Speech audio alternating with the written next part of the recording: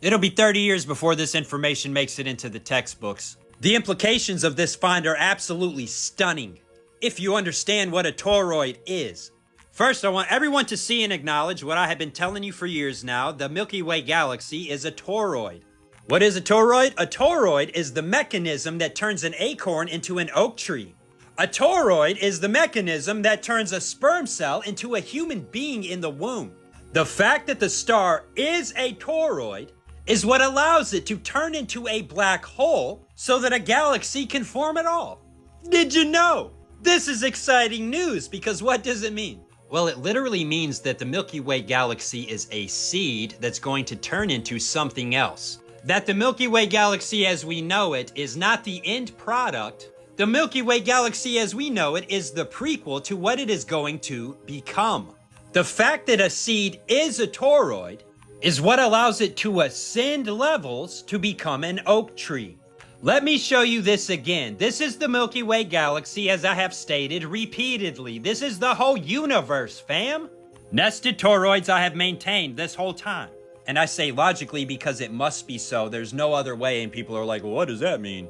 According to logic and reason, the universe is a toroid, the galaxy is a toroid, the Earth is a toroid, you are a toroid, a sperm cell is a toroid, a bacteria is a toroid, an atom is a toroid, a subatomic particle is a toroid. It's all toroids. And a toroid is like unto a seed, so that whatever you're looking at right now, that's not what that thing actually is. Whatever you're looking at is in the process of becoming. What? What's it becoming? Well, that matters what it is now. It matters what it's going to become. A seed of wheat will become a wheat plant, an acorn will become an oak tree, a sperm cell will become a human on this level, and there's no way that there's not an afterlife because we're toroids. And toroids exist to move things up so that they can manifest on a higher level than they began.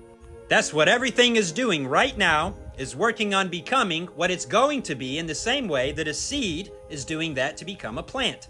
The seed must first grow to maturity, fall into the ground and die, and then it can be born a plant. It's got to endure to the end of what it is first so that the process of the toroidal vortex can complete.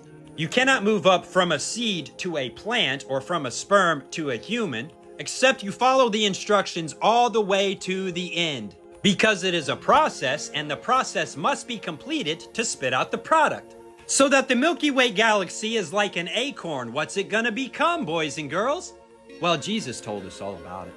He said the heavens are gonna wax old, and that he'd fold them up just like a garment. Why does the galaxy have to wax old? I've told you this part too. When I say toroid, I mean spring, summer, fall, and winter. You gotta wax old. Entropy is part of the equation of the toroid. But death is only an illusion, you see. A human gets old and starts losing their energy, but where's it going? Winter must come before spring can bloom again. This is just logic. Okay, the Milky Way galaxy is a toroid, which means by nature that it is like unto a seed that is in the process of growing and maturing so that it can die to be born again as something else. It must be so according to logic and reason because, once again, the Milky Way galaxy is a toroid, and that's what toroids do. Because the equation or the process of every toroid, including Sagittarius A, the black hole at the center of the galaxy, is simply birth, growth, entropy, and death. And if you follow the rules all the way to the end of the process, you get to be born again with life much more abundantly, like a sperm turning into a human, or an acorn turning into an oak tree. These examples are very boring now.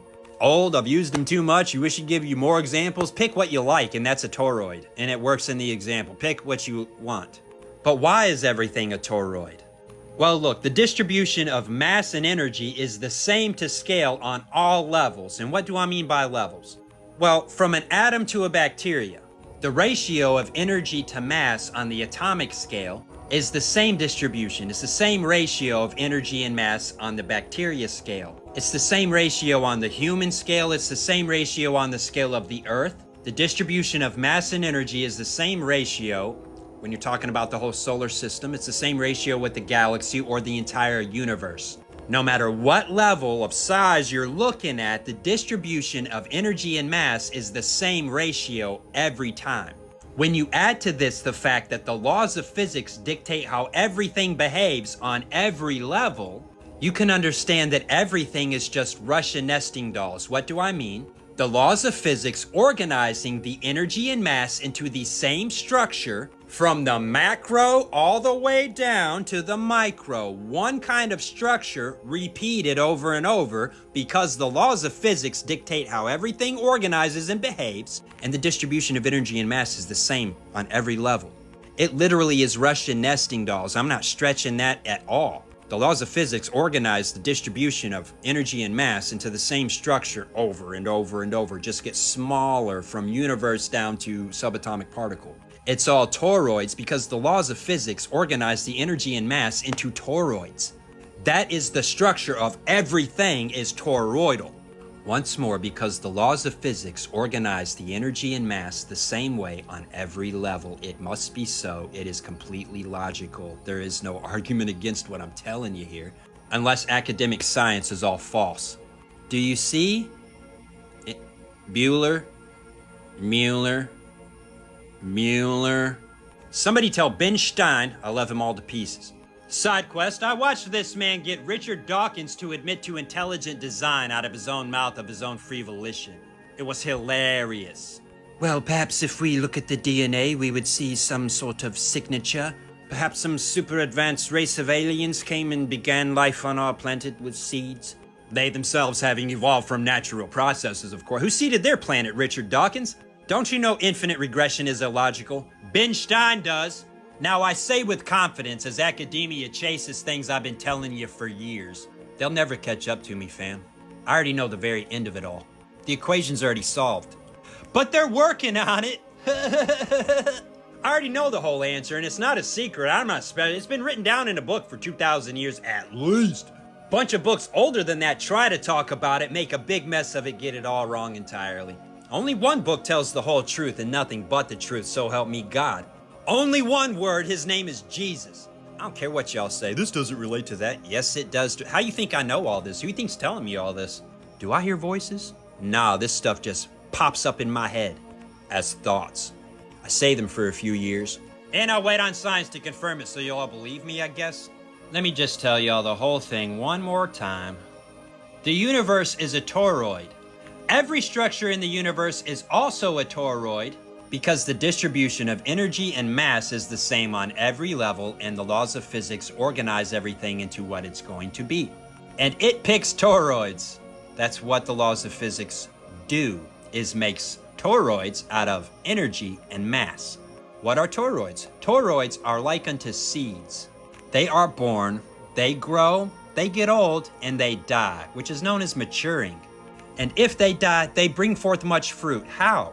They get to be born again on a higher level with a much bigger body and higher functions. In reality, the entire universe and everything in it is organizing towards perfection because that's what toroids do.